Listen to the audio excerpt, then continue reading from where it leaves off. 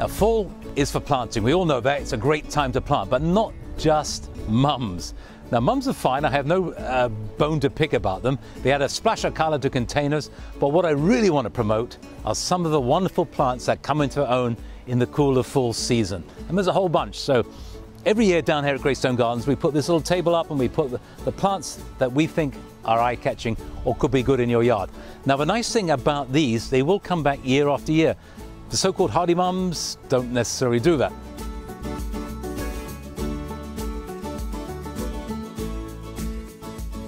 Well, let's start right down here in the corner. And of course, it's America and asters are big. There's a whole different variety of different asters. Taller ones, small ones, massive ones. Ornamental grasses, there are lots of them come into their own this time of year. Some turn a reddish color, or this one has got the most beautiful, airy texture to it. How about coneflowers? If you cut them back midsummer, they come again often to flower again. And talking about flowering, this is an absolute flowering machine. It's a sport of Geranium roseanne. This one is called Azure Rush. It's got a slightly different color flower, but they start midsummer and they keep on going. Sometimes there's flowers on it in November, believe it or not.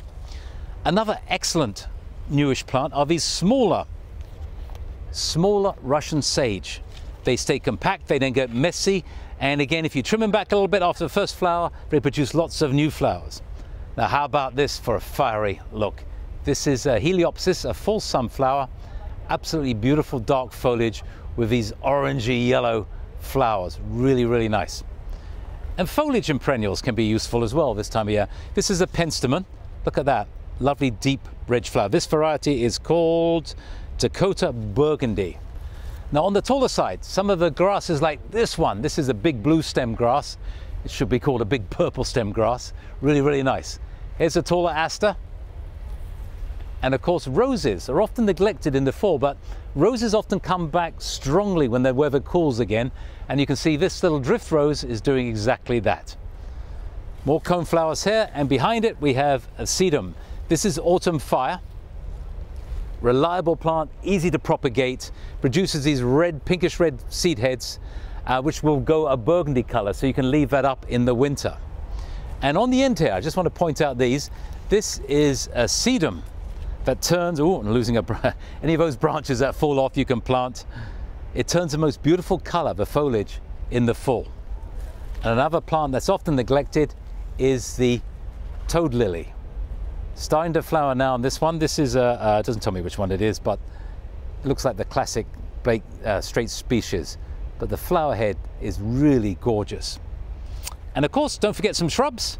There are all kinds of wonderful hydrangea that produce flowers this time of year that turn all kinds of colors. And some of the winterberries. The winterberry is spectacular in the winter scene, but also it's very, very nice in the fall. The leaves will drop and all the red berries are left down the stems. And it looks particularly good next to the variegated grass, Rigoletto.